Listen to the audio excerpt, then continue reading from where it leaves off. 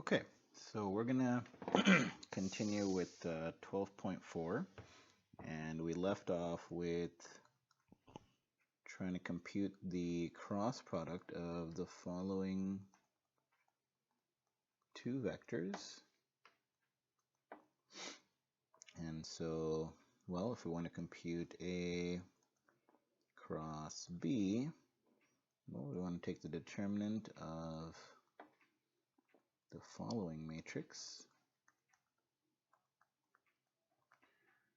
And so what do we get? We expand about the first row, so we get I times 2, negative 1, 0, 3, the determinant of that matrix, and then minus j times the minor 1, negative 2, 3, plus k times the determinant of that minor. So we get here, we get 6i, and here we get 3 minus 2, so we get minus 1j. And then here we get 0, and then plus 4, so we get plus 4k. Now what we want to do is check that this vector, so let's write this in without the ijk. We want to check that this is orthogonal to A and B. So A, let's check A dot A cross B. Well, that's 1, 2, negative 1 dot 6, negative 1, 4. That's 6 minus 2 minus 4, which is 0. And then we have B dot A cross B.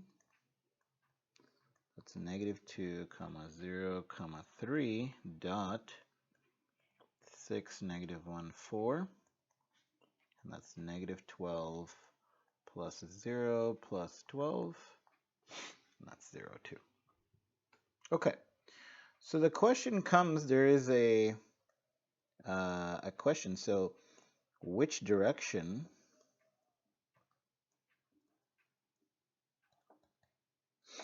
does A cross B point in? Because in theory, if you're given two vectors, so here's A and here's B, well, then C will probably be something like this, where C is A cross B. And it actually turns out that that's definitely going to be the case, but in theory, it could be that C was actually pointing downward, and sometimes it does, or pointing the other way, I guess I should say. So how do you determine which way C points? So it turns out it's done by what's called the right hand rule. The right hand rule applies. So essentially, if you're taking A cross B, what you do is you point your right index finger in the direction of A.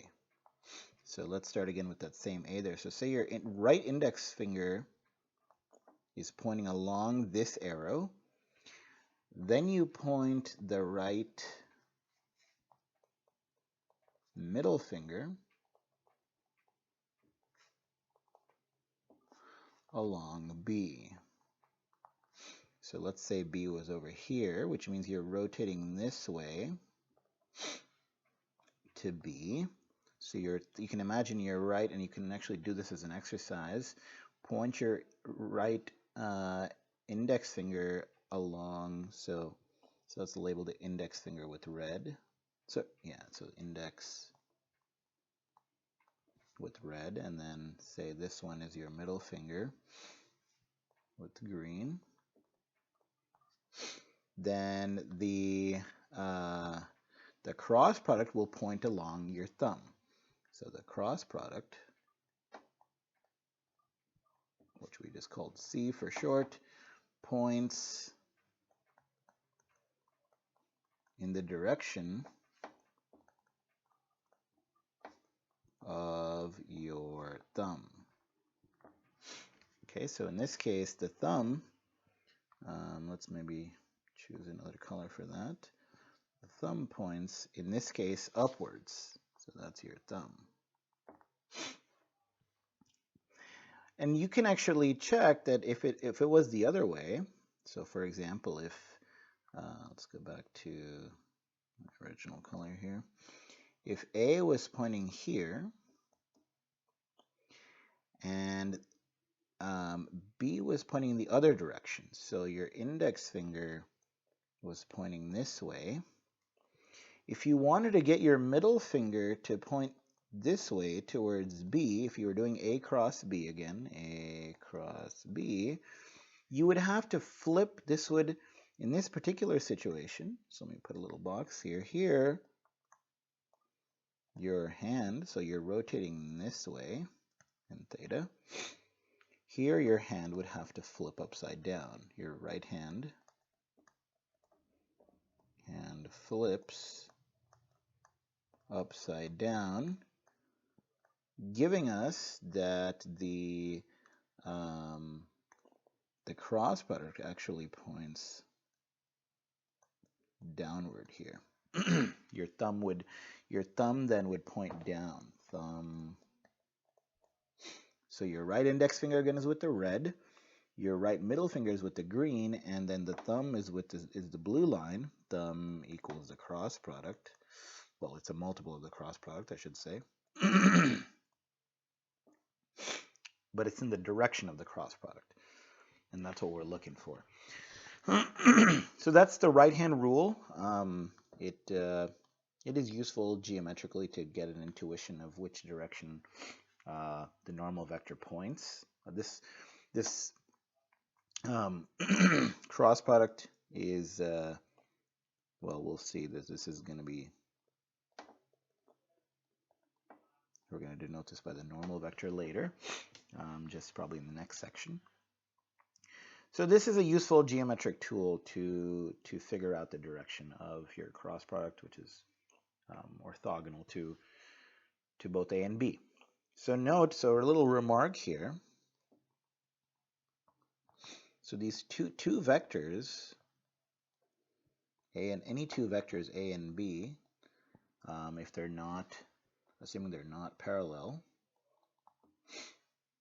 they're not multiples of each other, then they span a plane, right? Meaning like there's a unique plane,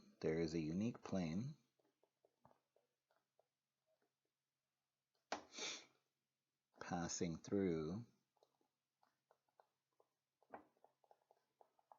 the two vectors. Assuming we're going to, let's just say the vectors are starting from the origin, starting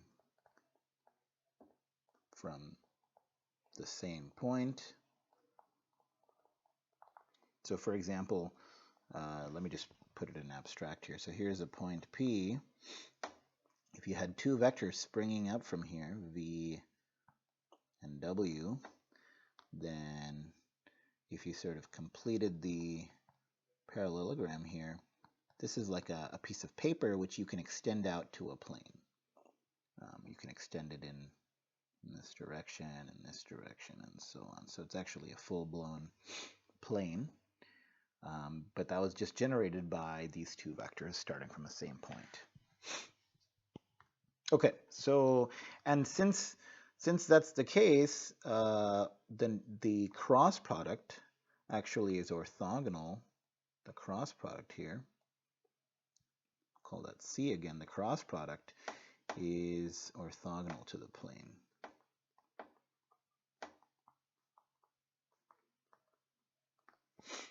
Okay. So that's an important fact which we'll come back to in the next section. Okay, let's go back and maybe prove there's another result that's kind of important. So let's call it a theorem. If you take the length of a cross product, it turns out that that's the length of A times the length of B times sine of theta, where theta is the angle between these two vectors. So here's V, here's W, sorry, I'm using A and B, not V and W. Here's A, here's B, here's the angle between them. Then the length of the cross product here, so the cross product again is, let's label that in blue, that's some guy here. Okay, the cross product is actually, the length of that is equal to the magnitude of A times the magnitude of B times the sine of theta.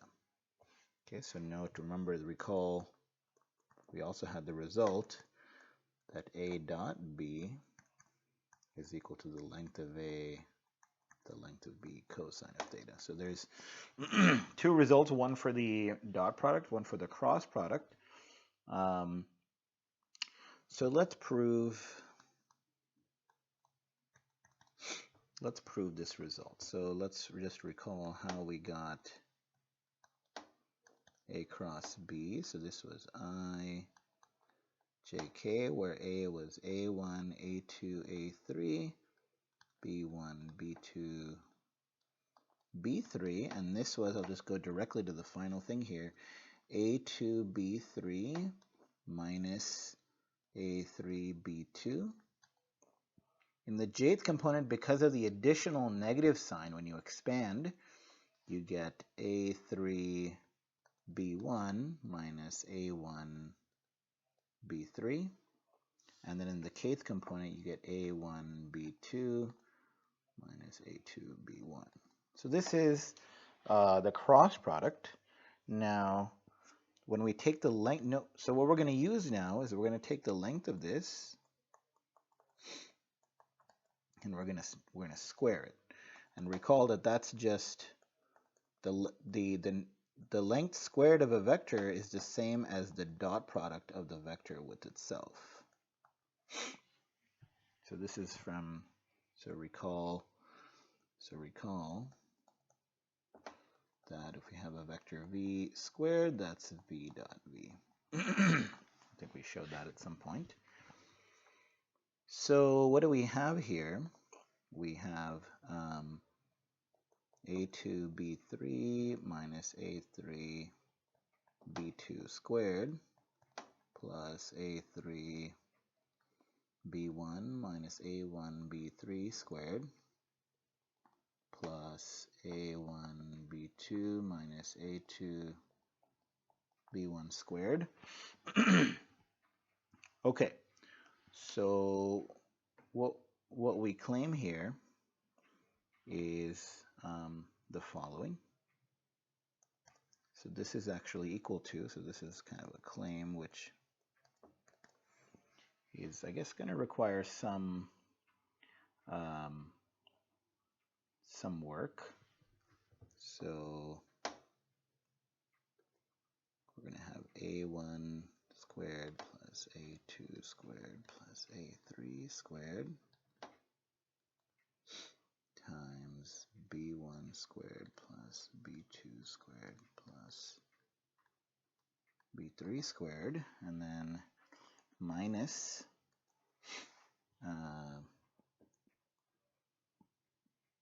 a1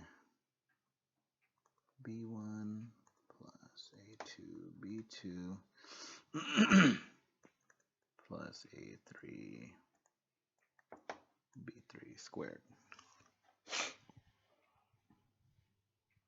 So what I'm going to do is I'm going to assume the claim. I'm going to assume that that's true and then proceed. So if so, okay, so this is if so, then what would happen? You would end up with the norm. So this is the norm of a squared. This is the norm of b squared. This is minus, notice that this is actually a dot b squared right here on the right side. So this piece is a dot b. And A dot B, as we noted earlier from last time, or one of the previous times, this is actually, so let me put this off to the side here. A dot B itself is the length of A, length of B cosine of theta. So if you square that, you would get length of A squared, length of B squared, cosine squared theta. And then you could factor out the A squared and the B squared to get 1 minus cosine squared here. And so that would be length of A squared, length of B squared, sine squared theta. So what we had was, we started off with the length of A cross B squared. That equals the length of A squared, length of B squared, sine squared theta. And so hence we have the length of A cross B is equal to length of A, length of B, and then sine of theta. Okay, so all that's left is really this algebraic claim that I sort of just stated. So this, I'm going to leave this as a little exercise in algebra. I'll maybe start it off, but it's just a bunch of multiplication. So, so just a remark here. So we're pretty much done here, but what is left is to show that the cross product here, so A2B3 minus A3B2 squared plus, and then we have A3B1 minus A1B3 squared plus, and then here we have A1B2 minus A2B1 squared, that this is equal to, well, let me do a little bit of the multiplication. So we'll have A2 squared B3 squared plus A3 squared B2 squared, and I'll do the cross terms at the end. A3 squared B1 squared plus A1 squared B3 squared plus A1 squared B2 squared plus A2 squared B1 squared. And then there is minus 2A2 A3 B2 B3 minus 2A1 A3 B1 B3 minus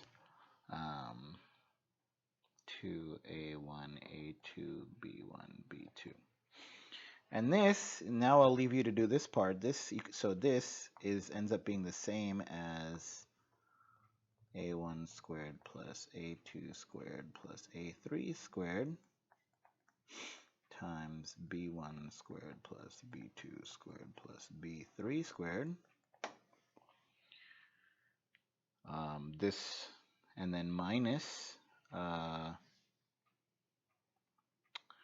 so A1 B1 plus A2 B2 plus A3 B3 squared. So some parts here will cancel, and what remains ends up being, so you can check this part. Okay, so go ahead, exercise, finish the algebra. Or basically, essentially compute this, expand it all out, and check that that's exactly what you get here. Okay, so this is the proof that A cross B is equal to the length of A, and I forgot my vectoral notations here. Sorry about that. Okay, so what does this actually say? There's a couple of immediate corollaries, so let's call it a corollary. there's two corollaries. One is A is parallel, so this is my symbol for parallel, to B if and only if A cross B is 0. And we'll see how that is in just a second. The other corollary is that the length of A cross B equals the area of the parallelogram generated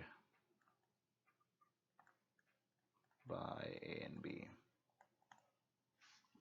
Okay, so these are quick corollaries. I think I'll prove these corollaries and then we'll stop here. So for part A, well, suppose A,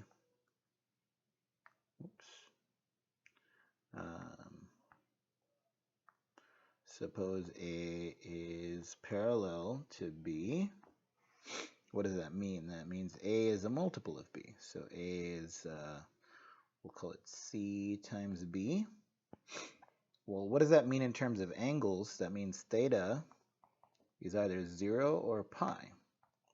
Right? If here's B, A might be a multiple of that in the same direction, in which case the angle would be 0. Or here's B, and if A is on the other side, then we'd have angle pi. Either way, what do we have? Well, A cross B, the length of it is the length of A, the length of B sine of theta, but note that sine of 0 and sine of pi, those things are 0. So this actually equals 0 for theta equals 0 or pi. Well, when is the length, and if the length of a vector is 0, the only way that's possible implies that the vector itself must be the 0 vector, 0, 0, 0.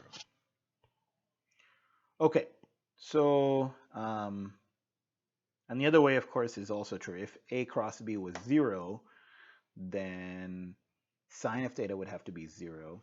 So on the other hand, if A cross B is 0, i.e. the length of A cross B was the 0 value, here this is the 0 vector, then that implies that sine of theta is 0, so theta must be 0 or pi.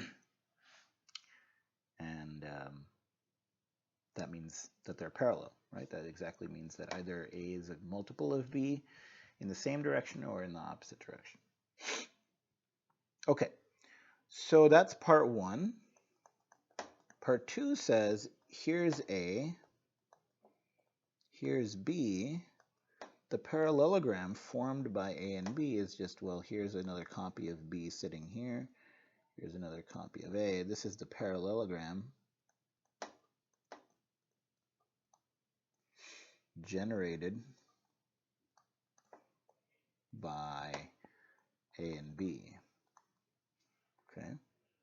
Well, what is the area here? The area, so if we drop down a line right here, where this is vertical, this is the height.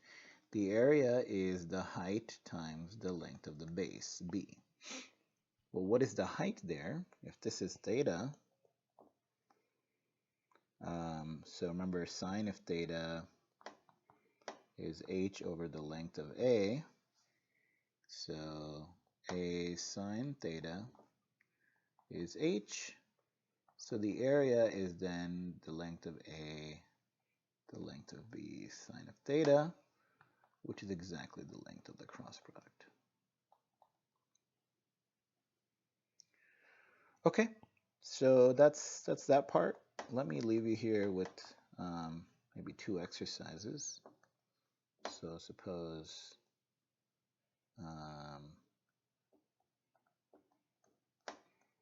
a parallelogram is generated by the points P equals 0, 0, 0,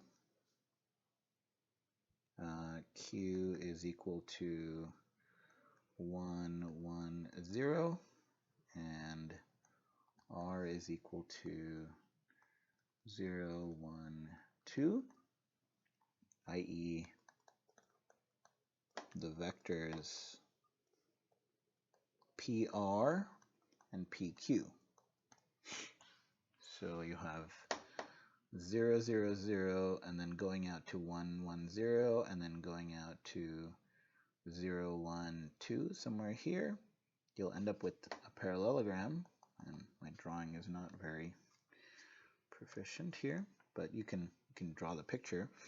So what is the, find the area of the parallelogram. Find the area of the parallelogram. Okay, we'll stop here, and we'll do more in the next video.